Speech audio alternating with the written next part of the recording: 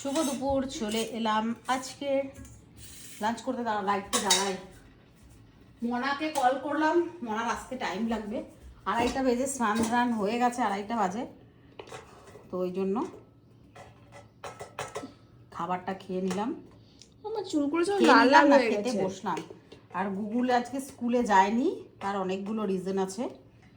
ঠিক আছে, অনেকগুলো রিজন আছে। বিকজ ওর পরীক্ষা আছে সামনে, সিলেবাস কমপ্লিট হয়নি, তো ব্যাক টু ব্যাক টিউশন। না, সবকটারই হয়ে গেছে, শুধু বাংলাটারই হয় না, ওরকম বলবো না। না, সবকটা মানে বাংলার হয়নি সিলেবাস, তো ব্যাক টু ব্যাক 9:45 পর্যন্ত টিউশন ছিল। টিউশন করে এসছে 10টার ভিতর, কি করে ও রেডি হয়ে স্কুলে যাবে বলো? ওই জন্য ও যেতে পারে নাই। না ও, আরে ভালো কথা মনে পড়েছে, বলো। আজকে যেন আমার মায়ের 2জন ফ্যান এসেছিল বাড়িতে অটোগ্রাফ নেওয়ার জন্য। আমি স্নান করতে ঢুকেছি, আরে fan মানে? ভিডিও তো করতে যেতে খুদে সদস্য, পাখা দুটো মেয়ে। আমার কোনোদিন ফোন নাই, ফ্যান নাই, পরিবার। এরা আমার পরিবার। আমি এমন কে যে ফ্যান ফলোয়ার, দুটো বাচ্চা মেয়ে। ঠিক আছে, গুগলের থেকে একটু ছোট। বলছিলাম না, তুমি তো ফোন খুললেই তোমাকে দেখা যায়, তুমি তো ভীষণ ফেমাস, একটা অটোগ্রাফ দাও না গো আমাদের। আমি বলছি না, তো অটোগ্রাফ নিতে হবে না। তারপরে অনেকক্ষণ কথা টথা বললাম। তারপরে বলছে, আমি আবার যেই একটু ঘরে ঢুকে গেছি, তখন আবার বলছে যেতে যেতে, বলছে আন্টিটা কত ভালো, বল কি ভালোবাসে সবাইকে, কি ভালো লাগে।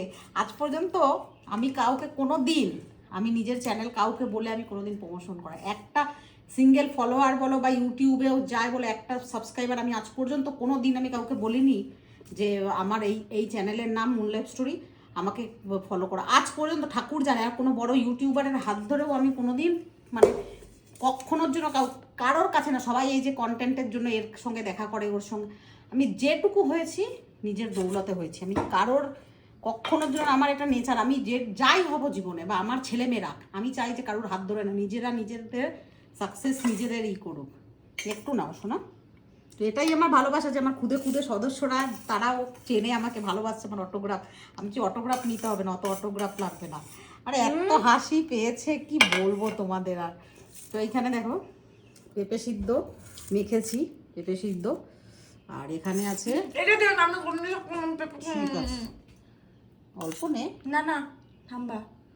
করলা ভেজেছি এরকম আলু দিয়ে, পেঁয়াজ দিয়ে, কলমি শাক, রসুন দেবো, দিয়ে দেবো পাতে। হ্যাঁ দিবা, কলমি শাকের নিয়ে আমরা শাকের নিয়ে কোনো সমস্যা নাই, আমার তিতা নিয়ে সমস্যা। কলমি শাক রসুন দিয়ে পেঁয়াজ দিয়ে ভেজেছি। আমারটাই পেঁপে মাখার এটাতে নিয়ে নেবো, পরে খেয়ে নেবো, একটু হয়ে যাবে নাহলে।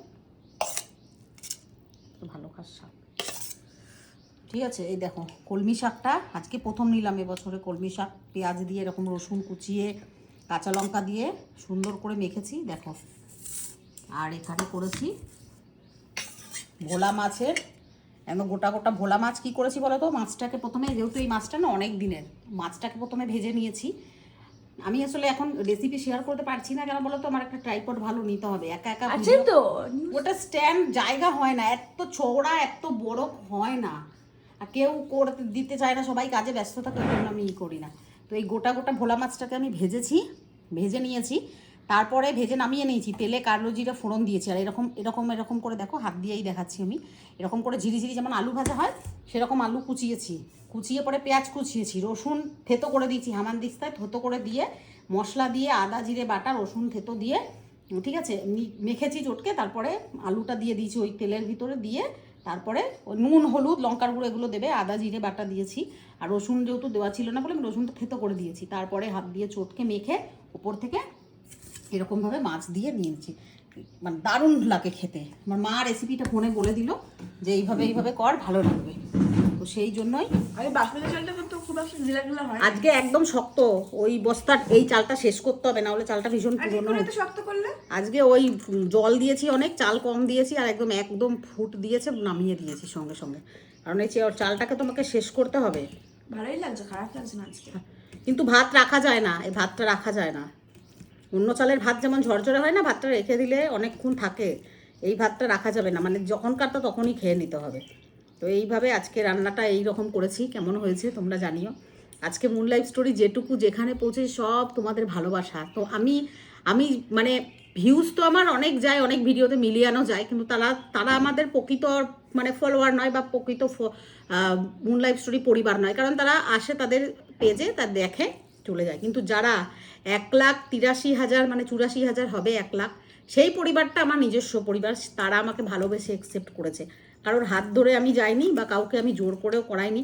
আমার প্রচুর প্রচুর মানে পরিবারের সদস্যদের সাথে আমার রাস্তাঘাটে সব জায়গায় দেখাতে হয়। যেদিন আমি গ্যাস অফিসে যাচ্ছি টোটো করে, আরও একজন টোটোওয়ালা আমার পাশে এসছে, ওই ভাই যদি দেখে আমার ভিডিওটা জানবে, আমার পাশে মানে টোটো চালিয়ে স্পিডে এসে বলছে দিদি মুন লাইফ স্টোরি না তুমি, আমি তোমার ভিডিও দেখি। তো এই প্রাপ্যগুলো আমি নিজে অর্জন করেছি, আমাকে কেউ মানে ফকটে দেয়নি, আমি এগুলো অর্জন করেছি, এই ভালোবাসাগুলো তোমাদের।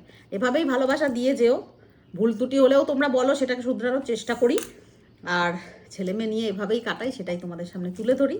তো চলো, আজকের ভিডিওটা কেমন লাগলো অবশ্যই কমেন্ট করে জানিও, আর অনেক অনেক ভালোবাসা দিও।